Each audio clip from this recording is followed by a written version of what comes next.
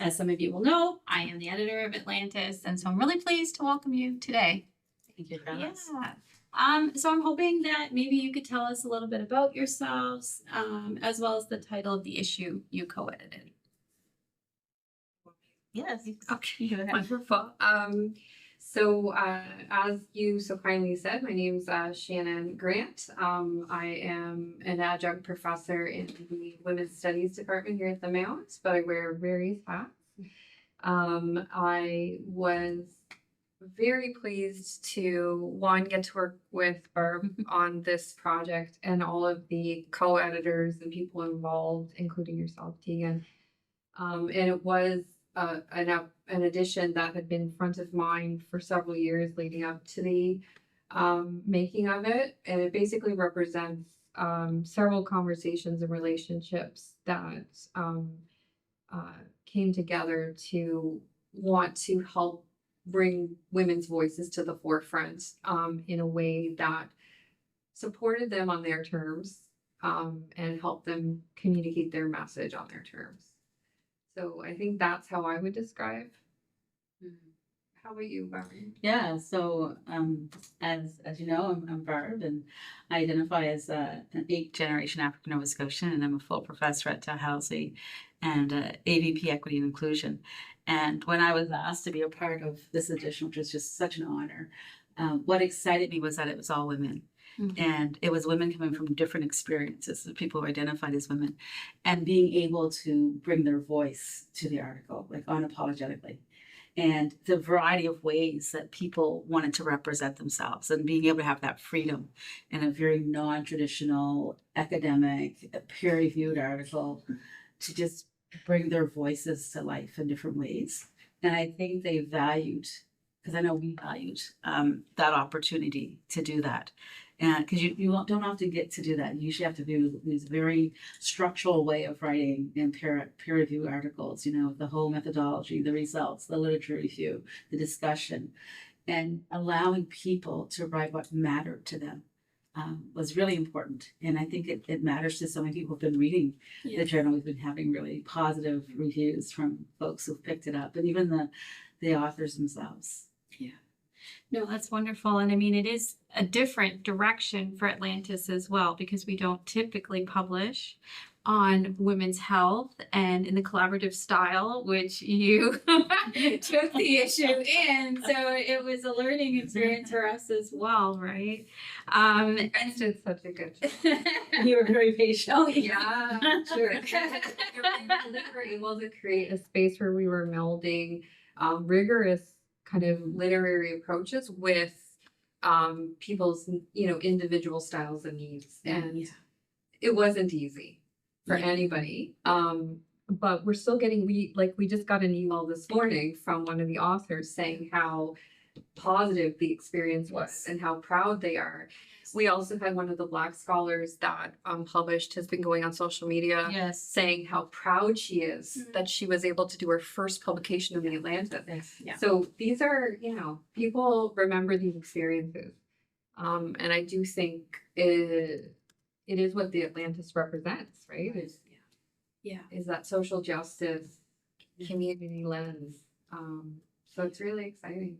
And do you think that approach that you took also informed your theme? So maybe you could talk a little bit about how you came up with the idea for this issue and what it means to you. Like, what does healing as an act of communion mean to you? I'm going to ask Barb if she wants to go first. Sorry if that was a hard question. I think healing as an act of, I think that we don't often take the time as women to heal. And I think for some, and even in the reviews and the comments that we're hearing from the authors, this provided that chance to heal. As women, we're often the primary caregivers in our household, in our families. We often carry a lot of weight, and we don't often take the time to reflect on what that's doing to our bodies, our minds, and our souls, and our spirits. And I think this gave that opportunity in that space for folks who wanted to contribute, for women who want to contribute, to stop and reflect and tell stories they wouldn't normally get to tell. And one of the ones that I go to is Sorry, Not Sorry. And I've actually had lunch since the publication and had a great conversation about what did that mean to her writing that piece, and how so much her identity was also attached to that piece. And we don't often think about that journey that some folks go through and how it's living in their body and their soul and their health, and to be able to bring that out. And I think the importance of some of this work was that it also became healing for other people. I was very surprised when I was sitting at my desk minding my business, and someone from my department forwarded me my poem that I wrote, that I'm like, oh, I don't even know if that should be included. Like, I don't even know where that fits in there. And they're like, oh my gosh, this poem just spoke to me. And it's so much of who you are in terms of your social justice lens. I'm like, what, how'd you get this? Because like, I was completely surprised. And then a student the other day came up to me and said, I really liked your poem. I'm like, what poem? So cute. I'm often write about that, my own lived experience in that way, and put it out there publicly. And so the work that this journal has done, or the special edition has done, is given voice to other people. And I think easily there can be another special edition that would provide that same space. And even a different voice of your own voice, Yes. right? Like the fact that we know you as an academic. Yeah. Now we know you as a poet as well. Interesting. Yeah. That was a little secret. But I also think, like, one of the things that was really important to me, like, I kind of, you know, both Barb and I bring the idea that we've worked in the health sciences for a very long time. And, you know, there's pros and cons to any area of study. But one of the things with the way journals tend to interact with authors and reviewers, and tends to be very transactional. And there's a lot of things that we don't really recognize as patriarchal that are embedded in the process. And so we really were trying to take a critical examination of that, and like, what is working, what is really good, what actually helps you know, make the product good, and what we want versus what is actually hindering the process. And so a lot of the people who were authors were also having, you know, they were mothers, or they were like women who were strong leaders in their communities, or they were people that had survived trauma. And so giving them the space to engage with us in a more humanistic way was actually quite healing, not only for them, but for us. Because, you know, how many times have you gotten that, like, reviewer two? You know, I heard your jokes about reviewer two, right? We didn't have a reviewer two. We were assertive reviewers, and we gave, like, feedback, but there was no ill intention. There was very thoughtful communication, and there was always the opportunity for mentorship, for dialogue, and dialogue surrounding, okay, you said it this way, what are you trying to communicate here? Or like, these methods were, you know, did you ever think about this? And so we were able to, I think, learn from each other more. And it was very, like, again, healing for me and for Barb, because you know, we go through these situations where you put your blood, sweat, and tears into an article or research. You get disappointed. And then by the time it's published, it's sometimes not even what you originally intended it. Whereas I don't think any of our authors would say that. No, I think the way we did the peer review allowed them to stay authentic in their writing.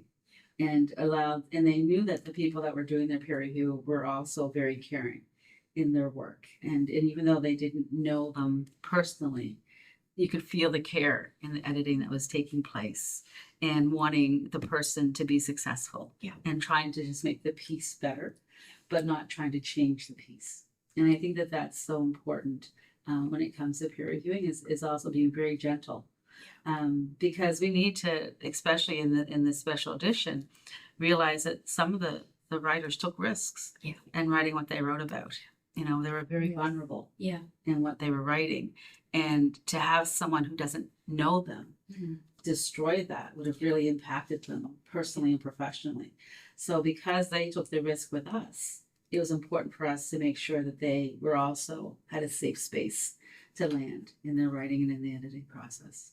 I like the way you said that. Because that's the thing, right? Like, even if you're doing like a rigorous clinical trial, writing that up, which we had some pretty rigorous, like, scientific papers too. Like, again, it is a lot of work. You are choosing methods based on, you know, committees and groups and people coming together. There's a lot of work that goes into that process, and I think being curious about why people articulate it the way they do or present it the way they do is very important. Because just because you don't think the way they're saying it or doing it, you know, is the way to do it. Right. Standardization is serves a purpose, but not if it silences Right. communication, right? And we all know that being like critical Yes. people. Yeah. So Yeah. Yeah, and it occurred to me too that when you were talking about healing, that we don't usually associate healing with the academic publishing process, Right. especially when we're writing and or reviewing articles. And so it is a sort of breath of fresh air to hear you talk about the process in this more positive, constructive way. And I think it also has something to do with the collaborative spirit of the work, just in the way you work together, but then the way that you also worked with your authors. That to me, I think is somewhat unique for Atlantis. I mean, Atlantis, we always strive to publish new voices. And of course, we want to offer as much support and mentorship as possible. But we typically publish single authored papers. They are not necessarily in the social sciences or certainly leaning on the scientific side. And so for you to blend fields and disciplines and include as many authors as you did, I think is quite commendable. And it's risky it's a risk that you took, right? Yeah, but I think we also have to acknowledge you as, you know, in Atlantis for the work that you allowed us to be able to do. And being available. And when things weren't working for us on the site, it was like, oh my goodness. The site, the which shall not be named. we're like, we're just gonna do it this way. Is that okay? Yeah. And you support it as Yeah. a beginning. Yeah. Right? And that's important because not all editors would do that. No. And it'd be like, well, figure it out, or, you know, we'll get there. And you were patient. We're like, well, this person hasn't gotten their article in yet. We might need a little bit more time. And that was, you were very patient. You allowed us to give birth to this when it was ready. Yeah. And that was important because we felt sometimes we were rushing people. And then there was folks say, I just need some more time. And we're like, can we give more time? Yes. Like we have a time as well. And so I think the whole process, including your contribution, your help with that, can't go unnoticed. No. Thank you. Well, and I think one thing for me that really continues to hit home even at this moment is they wouldn't have been read if we had, you know, brought down the hammer and said no. Yeah. And they're such beautiful pieces and important contributions to the literature that I think that's something we all need to take pause in and think about, right? It's the idea of continual submissions and like, you know, online gives us more flexibility to publish ahead of due dates and these types of things, like, you know, and you had brought up even like different means of submitting. So oral journals, that's one of her ideas that I thought was brilliant. I just think that we're at the point where there's no excuse for us not. We're advocating for open access. We're advocating for all of these different things. So if we could advocate for a more fluid style and investing in a fluid style, I do think we get more voices.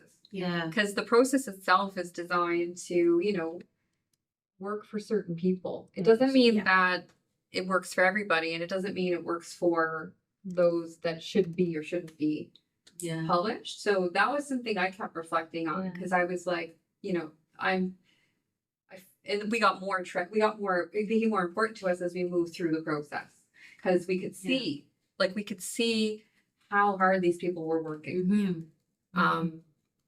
So it's interesting. I like that point, and thanks for reminding me of the idea of, again, non-traditional ways of publishing.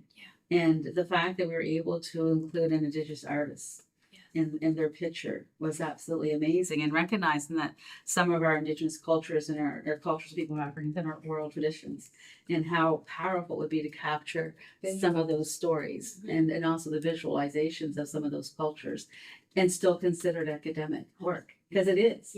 Right? And think about the impact that would have and how more accessible it could be for individuals as well.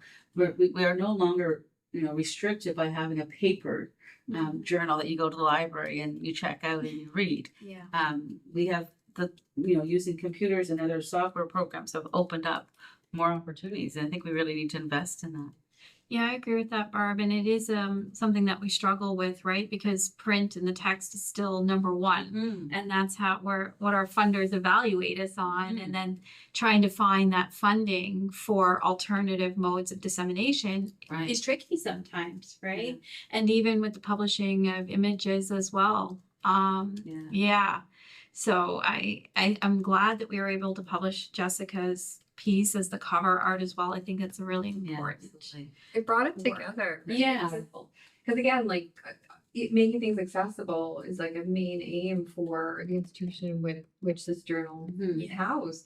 And so when we think about, like, you'll hear people talk about how, students struggle with writing, and it's, I do think those skills are very important, but making assignments or ways of communicating flexible is now part of what pedagogy demands. So Right. why not think about that from a journal's perspective? That's because we want to train people for real life, or we want to have people that have skills that they can use in real life. So why not image that? But one thing I will highlight is Jessica Jerome, the artist who did the cover art. She is a local artist of Mi'kmaq descent and an openly two-spirited artist. She actually continues to partner with the Mount. She's met tons of people through these collaborations. And she, with the help of some local faculty and staff, are going to be doing an art show at it's going to be called Between the Birches at the Treaty Space Gallery in Granville Street. And it'll be on October 26th to November 6th. And it'll be Jessica's work with a Polish artist, I believe. And so the birch will be the way they kind of like thread their perspectives together. And I'll be how and why. But yeah, Jessica was amazing and continues to be amazing. And again, like she said to me, she's like, I would have never thought I'd be writing in a journal. Yeah. Right? Yeah. That's awesome. Yeah. Her work was amazing. Yeah. Yes. And it's funny, I was laughing when you were talking about the different ways of doing publications and the pictures and the oral. And in my head, I popped in, at least it wouldn't be ChatGPT. I'm not sure. Yeah. The one thing that Atlantis does though is they like are very strict. They're like no chat cheese. Yeah. Like, and I don't have a problem with that. Yeah. We're trying. Okay, so I think we've talked a little bit about the editing process and about your theme. And I mean, it's clear to me the kind of intervention that you're making in terms of the field of gender, culture, and social justice.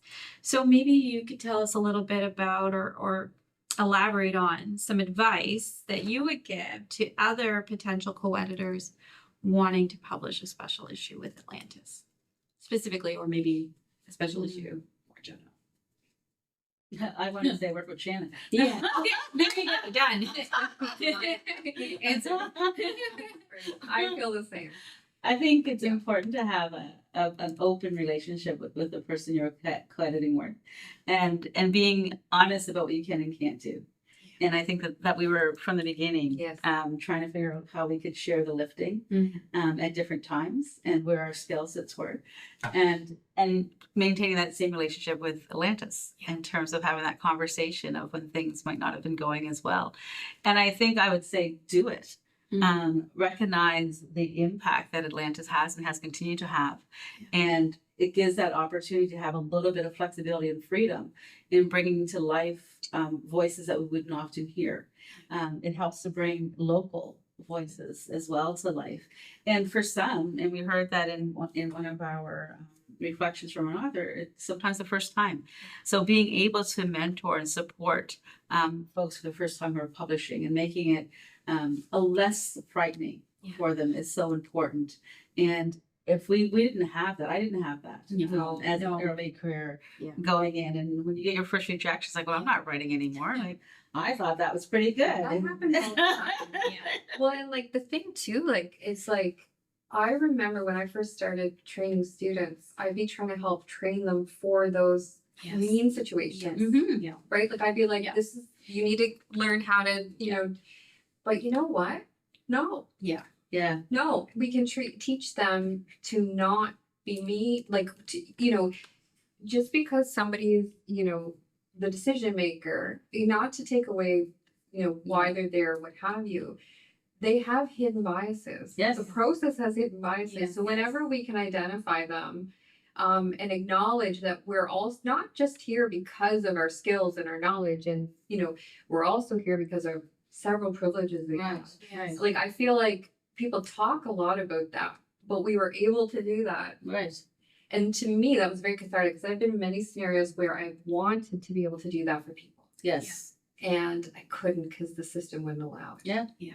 And so then I would, you know, you're like, am I part of the problem? You know, so it's like, and I know all of us have those moments, especially as women in academia. Oh yes. So I think what I would tell people if they were going to do a special edition is ask you about your experience first. Like, I think like you guys have learned a lot through our interactions. Yes. And then also there's certain things you probably take and leave. But I We'll talk about that in a minute. but I think like that's the process, right? Like I think sometimes we go in and like it's like rather than look at things that didn't necessarily work or weren't your favorite and be like, I'm not gonna do that again. Like being able to learn from it and communicate about it. Yeah. I think that's also part of why our recipe works. Yes. Is like we may not agree, we may not have, you know, all this everything that overlaps, but we will communicate it to each other. Yeah. And then the other person, yeah, I can do that. Oh, I have that perspective. Yeah. Like Yeah. I think that's a key piece is just acknowledging that we all bring a special recipe. Yeah. And mapping it out is helpful, but also recognizing the fact there might be bumps. Yeah. Right. So building in that buffer. Yeah. That if there is a bump, you're still not defeated. Because I think we were worried about that as well. It's like, oh my heavens, they're not all going to get in time. We're not going to have enough articles. And having a buffer is really helpful. Yeah. Because we don't know what's going to go on in people's lives. And I think that was important for us to Yes. reflect on that, you know, and that happened to some. Like I hit a roadblock. I can't write right now. There's personal stuff going on in my life. Real story. Something happened Yes. in my family, and so I'm just going to withdraw or pull my. No, don't pull your article. It's really good. We'll get through this. Please keep on the path. Take care of yourself and your family, Yeah. and we'll keep, you know, sorting this out.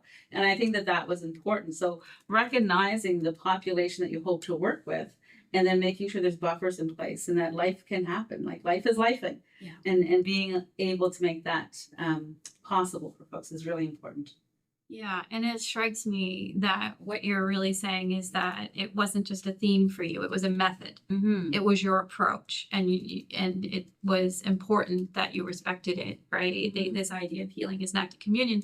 You supported each other Yeah. through the process, and with the authors as well. And I really like that. We were able to Example. show up. Yeah. We were able to show up like we wished the space could have showed up for us and Yes. for, Yes. you know, and like kind of just, it's like that idea when people ask you like, what would you tell your 21-year-old? It's like you either tell them toughen up, sweetie, and you know, deal with it, it's hard and people are going to be mean, or you change the system and you make it so that more people can show up. And I think that's kind of where we are in our So that's what we career. did. That's where we are in our Yeah, career. we are. Yeah. If we get a little, if you give us an inch, we're gonna. We're in more than a mile. Yeah. But it's, and I Yeah. do think like the result, like if you're doing a special edition, being like you said, we mapped it out, but like I'm like the queen of like making a really detailed map and then just throwing it out. Like I love like if it evolves and changes and you can identify it's becoming something better or Mhm. bigger, like having the bravery. Yeah. Yes. That I think is that's like it. I really love that. That was the first time I got to really do that to the degree. I think you too. Like we Yeah. were, let's do it. Let's do And then it. you guys trusted us. Yeah. So Yeah, 100% we trusted you. Yeah. I was willing to like, okay, it's Barb and Shannon. Yeah. it'll happen. It felt really good. And even trying to theme them. Like I know we did our best to try the block, they were in different places, and Yeah. that was okay too, but it was okay if something stood by itself. Yes. Right? Which is also okay. Because I mean nothing worse than going to a conference or applying for a conference as well. And your one article doesn't fit into a theme, so you don't get to present. Yeah. Right. So, and that can be the same thing in publications. Your one article doesn't fit in that special issue. So, wait for another one, you know, and the other one never comes around. around. Yeah. So if people commit it and they want it to write something, we're like, we will find a way to make that theme fit, because healing is different for everyone. Yeah. And how you write and talk about that, we can't give a prescription for that. I love how you're saying Right? that, because like we had to convince you to put your phone. Yeah, you did. I was like, do it. But I think that's the piece, right? Is like Yeah. just also acknowledging Yeah. that it is going to be the really best things are the things that evolve and kind of like have the space. And eventually you have to cut things off and you need to be like, Mhm. okay, we need Yes. to publish. Yeah. But I do think at the end of the day, doing it mindfully Hmm. and the authors too, like they actually helped make this what it is. Yes. Right. Yeah. Because I had a person ask me yesterday, because they were at, what are you doing tomorrow? I was like, I'm doing an interview with the Atlantis with my colleagues, now friends, and they were like, why are the editors being interviewed? And I was like, interesting. This is the first time we've done this, by the way. Oh, we're doing a lot of first. Yeah, yeah. I didn't want to make you nervous. I love it. So, and I was like, interesting. I was like, tell me more. I'm like, why are you asking this? Yeah. And so she was like, I just wonder, like, the authors, shouldn't they be interviewed? And I was like, well, and then I explained to her how editing works. And I said to her, okay, so, and she's like, okay, I get it. She's like, so you guys are kind of the custodians of their work. And I was like, I'm okay with that. Yeah. Like, they trusted us Yes. to bring it forward, which is kind of cool. Yes. And so I feel like I was feeling editor fatigued when I was doing kind of a lot of medical, and I love helping bring people forward. But I feel like I've got a renewed sense of why I want to be involved in editing and supporting other Yes. writers. And I would say that the people that we recruited to be our peer reviewers would be the same thing. Oh my gosh, Like, they're so good. yeah, and a lot of them were people that we knew in directing and said, we're doing this special, would you come on board Yeah. and be a peer reviewer? We had a And lot. they were so willing and gracious with their time. And even there would be one point where we felt like we were falling behind. We said, can you do a couple more? Yeah. And they were willing, because they were equally committed to the process. Tatiana is an amazing person. Oh. With the editing process. Oh, that's for really nice. you. Yes.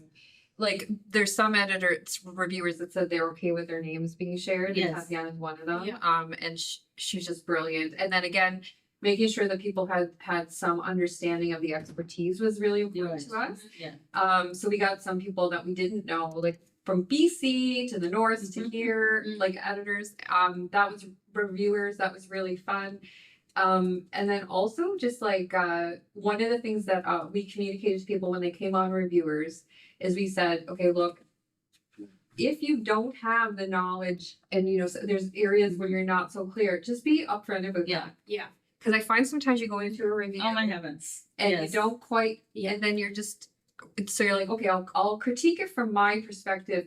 But then you're like forgetting that's also its own sense of binders. Right. Yeah. So like we're just like, include it, but do preface it that like this is your area. And they did so Right. well. Yeah, they did. It was excellent. Yeah. And I think that's one of my loves with Atlantis, is that it's local in that I can write about Nova Scotia. Or I can write about African Nova Scotia. Yes. And people understand what we mean when we say that. As opposed to getting a peer reviewer saying, what do you mean by African Nova Scotians? Are all Africans who are Nova Scotian? And like, oh, here we go, having to explain this. Or African Canadians. You can't possibly interview all African Canadians. And so not having to language and explain to some of our peer reviewers was just a breath of fresh air. And feeling positive about this is a local understanding of what's happening. And so it's not going to be the same cumbersome response back from reviewers. I'm going to be spending time trying to explain, culturally and where we are located and how we're looking and viewing. So I think that was important too for me and some of the reviewers, being able to know a little bit more about the landscape and where some of the writing was coming from. Well, people I think that's an issue that comes up so much in editing, right? Because if people communicate how they identify, why can't we just let them? Like I remember I worked with an individual friend, a colleague friend. We did an article, and she identified herself as South Asian, and then we submitted to an international journal, and they were like, our readership won't be okay if you call yourself South Asian because you're Indian. Right. Right. And she Yes. and she was like, but that's how I identify. Right. Yes. And I prefer my writing Right. to reflect who I am. And she was strong enough and but I do find those are the little things, right? Like it's like They matter. what does it is like we Yeah. wanted to use Matter. woman in this Yes. is important because there is a whole dialogue about that we could make a whole new interview about. But like the idea that like people who identify as women, regardless, were invited to participate in this. But we wanted to use the word woman, which I know for the Atlantis was also a little bit like sometimes you were like, okay, how are we gonna ensure that this is inclusive? Yeah. And that is something that we were able to kind of come on the same page about. And again, like from the African tradition, from communities where that comes with a lot of history and dialogue, right? Yeah. It's important for people to show up and know, okay, this is for women. Yeah, a very matrilineal society. And it's the same thing, Jessica said the same thing from Indigenous perspectives, right? And so that was actually an act, like the words, allowing freedom of the words, and acknowledging just because we define it a certain way doesn't mean that that's, it's interesting. I learned so much. Yes. Well, I never thought about the contribution to vocabulary that you both are making through the authors and pieces that you've included. But obviously that's super important, right? And you're expanding the conversation, you're expanding academic dialogue by doing so through those positionalities. And so the fact that you felt like you could say, I'm African Nova Scotian 8th generation, and we know what that means. Right. I'm really, for me as editor, I'm so glad to hear that because I don't think about the vocabulary. I think about vocabulary, of course, Different way. but in a different way. We all do. Yes. Yeah. Yes. And that's why, like, even when you were talking about having the interview and how, like, would be interesting, like, I know, correct me if I'm wrong, how I'm describing your thoughts, but, like, the idea of having, like, an oral abstract on a journal and, like, how that communicates the concepts differently than it would in writing, and then even language. Right, like if you can say something in your traditional language or your dialect and people would understand it, it'd be so different, right? And especially when we think about the different dialects that exist in Nova Scotia. Yes. And how people sometimes associate our dialects with us not being intelligent. I'm from Cape Breton, so you understand exactly what I'm talking about, right? And so, but there's such history connected to that dialect that gets missed. Yes. And then talking about how some languages have been lost, like our Gaelic language haven't been lost, but yet some of the tonation is there because of the history. And so being able to explain that and then being able to write that, but talking about it, right? Yeah. And I think about Newfoundland, which also has another dialect in its own, and then talking about what it means when we talk about the screech and getting screeched in and going through that, and then the different dialects that exist within the African Nova Scotian community. So although I might be from Beachville and my chemistry chair work in the Preston Township, the dialects are different, even in communities. Yeah. And being able to talk about that in an oral way, and then bringing in those examples would just be amazing. Like it would just, people get a better understanding of what we're talking about, and yet still being academics at the same time. Yeah. Right. So how we have to do that code switching. Absolutely. And so allowing that other authentic part to exist, to be able to not have to code switch. Yes. But to be able to share your story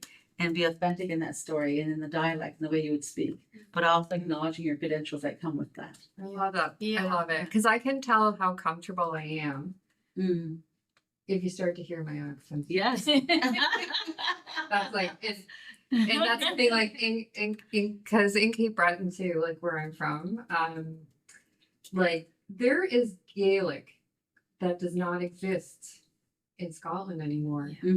That is amazing. Yeah.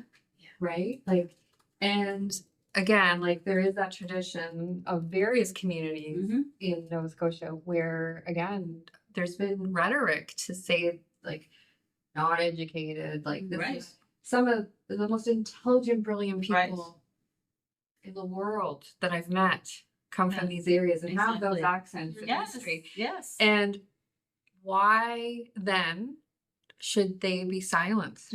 Or only use one form of communication? Yeah. Like why, And that's why, like, I always have dialogues with colleagues about grammar correction and like, it's okay. Yes, in this context, definitely, and yes, in this context, we need to do references this way.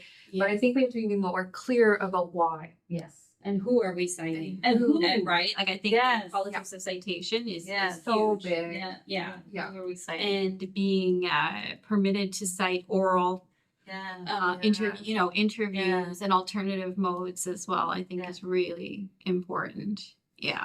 I see something happening. So maybe as a way of wrapping up, are there any other reflections you'd like to share? For me, I think this is a great experience. And it does make me excited about other ways of communicating the work, the research that we do. Yeah. Recognizing how important the research is, and but finding other ways to get it out there. And I think that this is exciting for me because this provided that path to do that. And continue to strengthen in my relationship with Shannan and my huge respect, because the work that Shannan has been able to do and her commitment to bringing this to the table as well. And glad that you saw me as a friend to come alongside to do this with. And I like that Shannan was very intentional, even in terms of making sure we had our Indigenous community represented, our African Nova Scotian community, and making sure there's diversity within our authorship. And that was very intentional. That it wasn't, a traditional all-white feminist article or special edition, which could easily have been done. Yeah. But we were very intentional in making sure there's reflection both in culture and ethnicity and identity. And that's important for me, because when you pick that up, there's so many stories. There's so many voices. There's so many different ways of writing. And I can't think of any special edition I've been a part of or journals that I've contributed to that had that much diversity in it. And that's exciting. She just captured the cover art. That's what Jessica's, it has all the different pieces of her. Yes. And one of Jessica's biggest efforts in her work is to, represent the diversity within her community. Mm-hmm. Yeah. Blue eyes, brown eyes, blonde hair, dark hair. A lot of her work focuses on that. And so when she was asked to provide a piece of work, she nailed it. Yeah, because she gave us, of course, a selection, and then the editors picked. So it was a very communal piece, and it meant so much to her that it was picked for this edition. And I think that that's what, the more we can look beyond our perspectives, because I've always gotten frustrated by the statement perspective is real, or perception is reality, right? I always get frustrated by that, because I'm like, but my perception is limited by my experiences. Right. And so if I say that, who's saying that? Yeah. Like ever at first. Yeah. So to me, that's a very dangerous statement. Because also your state of mind, where you are, all of that impacts your perspective. Yeah. So Sure does. I think creating spaces where people can share their positionalities and all these kinds of things, and then knowing it changes and it's dynamic. And if you decide to change your focus, that's okay. And I really feel like we were able to do that for the authors, even through because you change as you write a piece. Oh yes, absolutely. You change as you write a piece. Yeah. So yeah, I think that collaborative polyphonic approach that you both take really comes through, and you can see you challenging that singular narrative, singular voice perspective, which I think is so refreshing and needed. And it certainly has an extremely important place now in Atlantis's history as well, especially during the 50th anniversary of the journal. I couldn't imagine a better special issue. Yeah. So thank you both. Thank you so much for doing this today. And thank you again for your issue. All the best with your next book. Oh yeah, that's right. Well, maybe I'll be reaching out again. You're here. Yeah. Thank you, Barb and Shannan. Okay. Thank you.